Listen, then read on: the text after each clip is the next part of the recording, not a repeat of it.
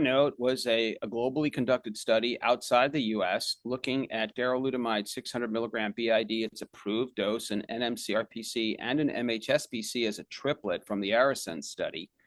And we basically had a randomization of to ADT and placebo, low and high volume patients. And it was presented at the plenary at ESMO and subsequently published in JCO. It's pending a guideline approval. It had a primary endpoint of rPFS, and the hazard ratio there was 0.54. So a very successful study.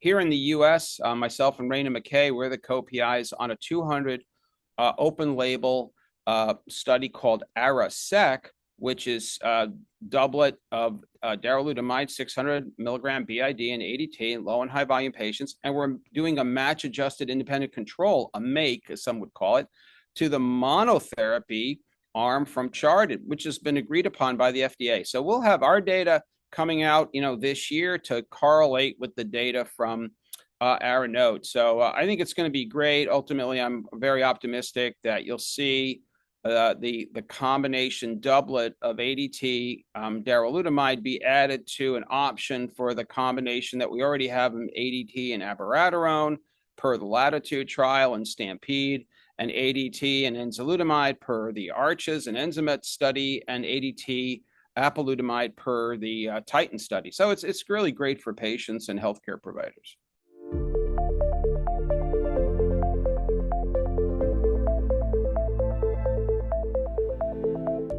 Yeah, absolutely. So a lot of people have started to really look into the depth or the nadir of the PSA, and we've recognized that it's actually very prognostic regarding not only survival but predictive of response as well.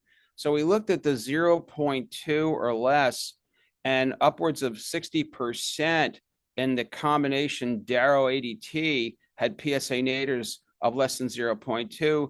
And approximately slightly less than 20% in monotherapy ADT. Then we did a further analysis of ultra low PSA, so less than 0.02.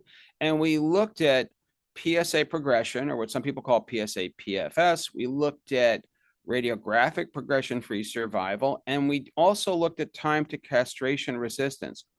All three of those metrics and KMs that we demonstrated in our moderated poster session all dramatically favor the combination darolutamide ADT versus ADT monotherapy. And so we presented some of that data at EAU, more of it now at AUA, and we'll be further publishing this. So not everybody has access to ultra low PSA.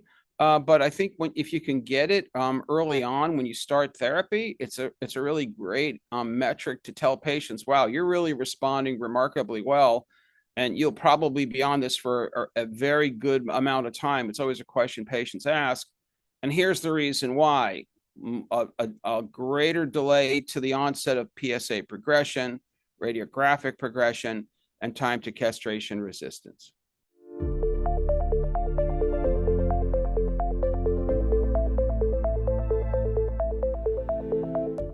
Well, first and foremost, our patients with either low or high volume MHSPC, de novo or recurrent, or what some people say synchronous versus metachronous, monotherapy ADT without doing a doublet should really be relegated to a small single-digit percentage of perhaps very elderly, frail patients.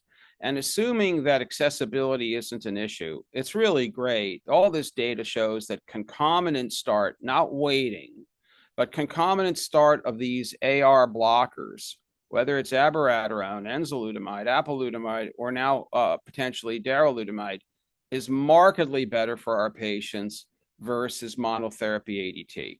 All four of these have their own unique adverse event profile and drug-drug interactions and pill count. And I think it's, there's no perfect one size fits all. And I think it's really just wonderful to have this proverbial embarrassment of riches to review with patients.